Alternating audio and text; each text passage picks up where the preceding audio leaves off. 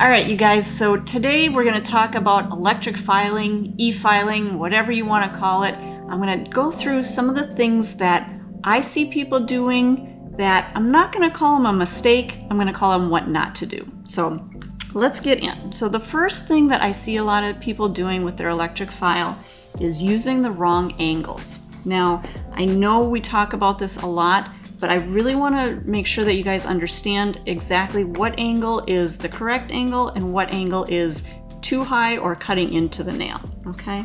So, as you're working with whatever bit you're using, you always want to make sure that the bit is parallel to that nail. So you want to make sure that you're following the curve and you're not angling the bit up, okay? Especially when you're using an X-cut or a bit that's got that edge. If you start to angle that bit up, you're going to start to cut into that nail. Now I know I've showed you guys this in the past, but I'd like to go through and show you again. Okay, so if you're working, you're going to be working parallel, following the arch of the nail. Even when you get up to that cuticle area, right here, it may look like you're angling your bit up, but you're still actually parallel onto that acrylic. Now, what we don't want to do is angling the bit up to try to get around that cuticle and to taper that in. So what I'm showing you is angling the bit up so that we're just using that corner. That's what you do not want to do, okay? Because when you come up like that at that angle, that's going to cut in. It may look like it's tapering your product down, but that's actually going to cut down into that nail and leave those rings of fire. So make sure that as you're working, again, you're keeping your bit parallel to the nail. Now let's talk about when you're working on the sidewalls, because a lot of times we come around here and we turn and we look down, straight down the barrel, and we use our bit at an angle like this. Now that is still going to be parallel to that nail.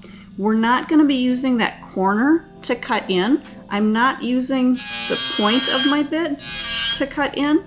I'm using more of zone 1. So this whole top part is what I'm going to be using. Okay, so that's still parallel to the side of that nail. It's still following the curve of that arch. Okay, so again, I'm not using that corner. I'm using more of that zone 1, that whole zone 1. Okay, so zone 1 of our bit is going to be the top part here. Zone 2 is going to be the middle part through here, and zone 3 is going to be the base of the bit through here. Okay, again, zone 1, zone 2, zone 3. I'm keeping that bit parallel all the way through that whole arch of the nail. So again, on the sides, up through the apex and the arch, and then down to the other side. Again, always keeping that parallel. I'm not using the point of the bit. I'm not using that edge to cut. All right, so second thing of what not to do is forgetting to season your bits. Do not forget to season your bits. Whether you're using an X-cut or a sanding band, you still want to make sure that you're seasoning them. Now what I mean by seasoning your bits is taking off the sharp edges, okay? So to take off your sharp edges, I'm going to start with our arbor band. So when you put a brand new arbor band in, it's going to have the same kind of a sharp edge as a brand new hand file. So when you're working with a hand file, you're always going to use another file to soften up that edge. Same thing with your sanding band or your arbor band. You always want to take off that sharp edge. So to do that, I'm just going to turn the speed of my e-file to about 4,000 to 6,000 RPMs. It doesn't have to be fast, but I'm going to just tap that on my file. So just 1, 2, 3, a couple of quick little taps. You don't have to grind it down, but just enough to soften up that sharp edge so that you're not going to cut your client, okay? Now, a lot of times people don't realize that your X-cut bit also needs to be seasoned. Now, with your arbor bands, you're going to do that for every brand new arbor band. Same thing with your X-cut bit. Whenever you get a brand new X-cut, you're going to season the top and the bottom, okay? Now, only one time is what you're going to season these. You're only going to season these one time when they're brand new. If you season them every time you use them, that's going to dull out your bit, okay? Same technique, you're gonna just tap it on your file, do a 1, 2, 3, and then same thing with the base. You're gonna tip that in, and again do 1, 2, 3. Okay, that's all you need to do. That's enough to where, again, it's gonna take off that sharp edge, so you're not gonna cut your client when you're working closer to the cuticle. Still wanna be careful because it is still a sharp bit, but by just taking off that little bit of that extra, it's gonna be much safer. Third thing, what not to do. Using dull bits. So using dull bits, I think, is something that's very common. We spend a lot of money on our tools, we spend a lot of money on our products, and a lot of times we don't want to replace our bits because we think that there's more life to them, okay? I understand, you guys, I get it. I've been in that position where I'm like, I need to get one more use out of this bit, 5 more uses out of this bit. I just got to get through the week with this bit. Let me tell you, if you start to feel like your services are getting slower, it's probably because your bit is getting dull and it's taking you longer to get through that product and file that product down. Another thing is that if your clients are telling you that they're starting to feel heat on their nails when they normally don't, it's probably because, again, you have a bit that's too dull and you're trying to use more pressure to take down that product, okay? So I just want to show you. I'm going to turn my speed up to about 12,000 RPMs. Now this bit, this is one that I've been using and using and using, and I actually wanted to kind of overuse it just to make sure that you guys can see the difference between a new bit and a used bit. But a lot of times this is what we do in the salon. So again, I'm gonna come through. So when you're using a dull bit, you're gonna see it's not gonna take off product. Okay? It's gonna take off kind of that surface, okay? But it didn't break through that color. I'm going to have to go through this over and over and over to be able to remove all of that color. I'm just removing a gel polish, okay? But I'm going to have to go over and over and over and over to really get that product taken down.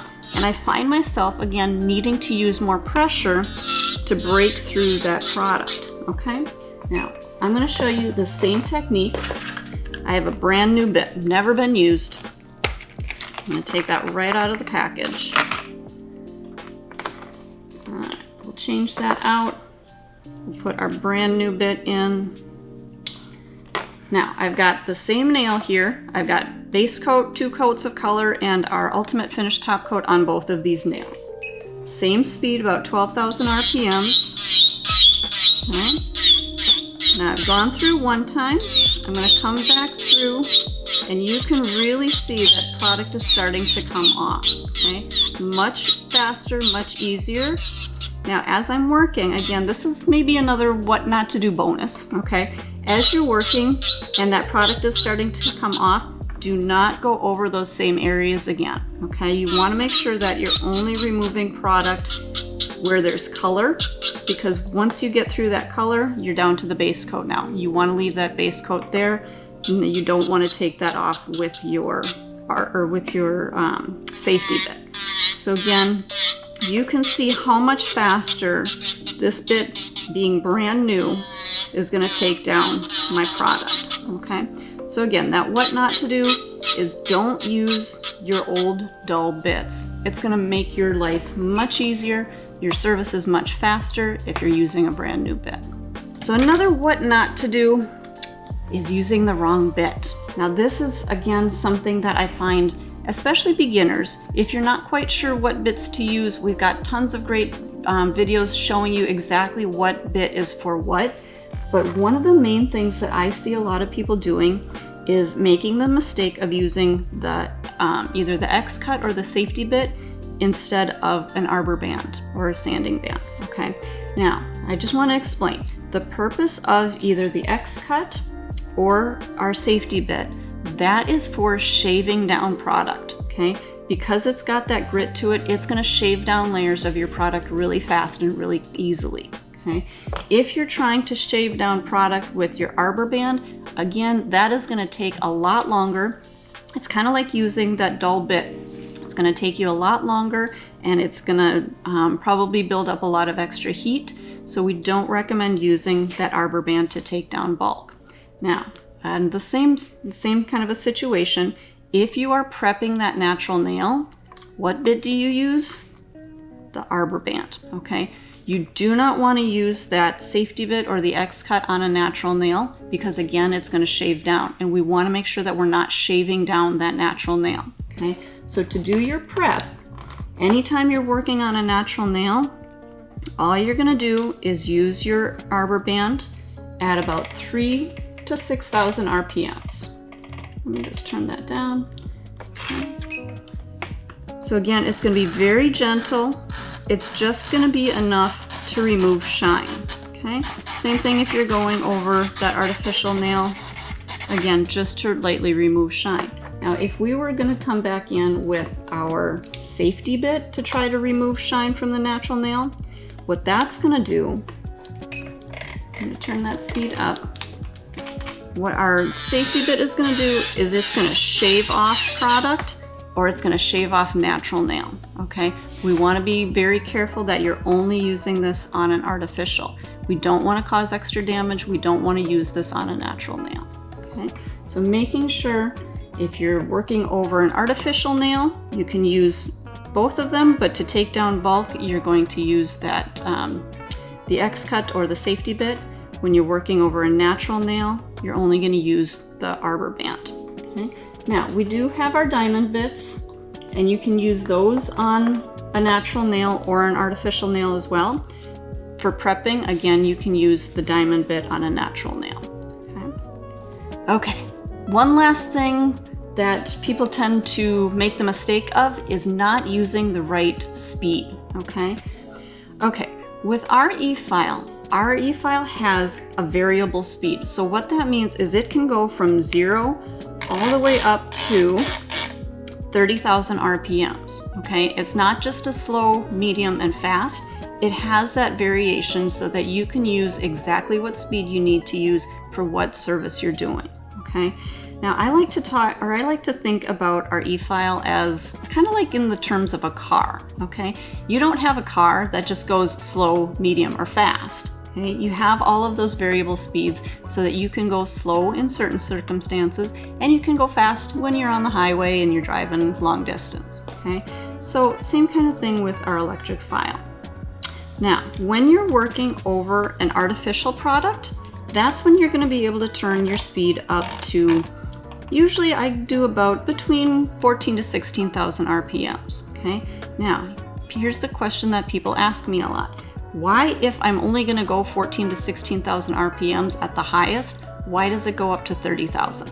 So the reason we're never going to work up to 30,000 RPMs is because that's the maximum speed that your e-file can go. If you're constantly running it at its maximum potential all the time, it's going to wear out that motor. Okay, so that's why we have that ability to go about half of the speed that it's capable of so that you're not going to wear out that motor. Okay, so again, let's talk about what speed to use for what services. Now, if I'm working with my X-cut or my safety bit and I'm trying to take down bulk, I'm going to stick to about 14 to 16,000 RPMs. Okay, by using that at that speed, I'm going to be able to take down product quickly and efficiently, okay, right where I need to. Now, if I turn my speed down to, say, 4,000 to 6,000 RPMs, you can even hear that difference.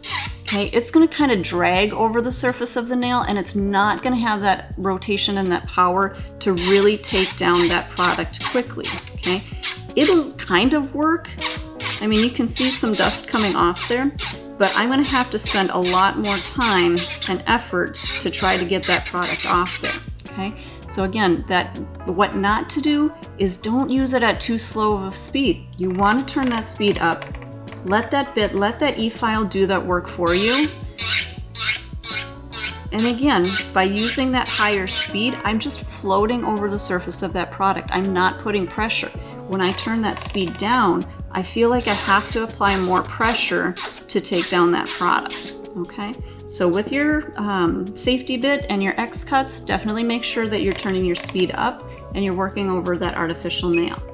Now, on the opposite end, if you're working with that arbor band, so when you're working with that sanding band or the arbor band, you're going to turn your speed lower, okay? So an arbor band is more like a hand file where it's going to just kind of sand the surface, okay? So if you're working around the cuticle, I'm going to turn that up to about 4,000 to 6,000 RPMs.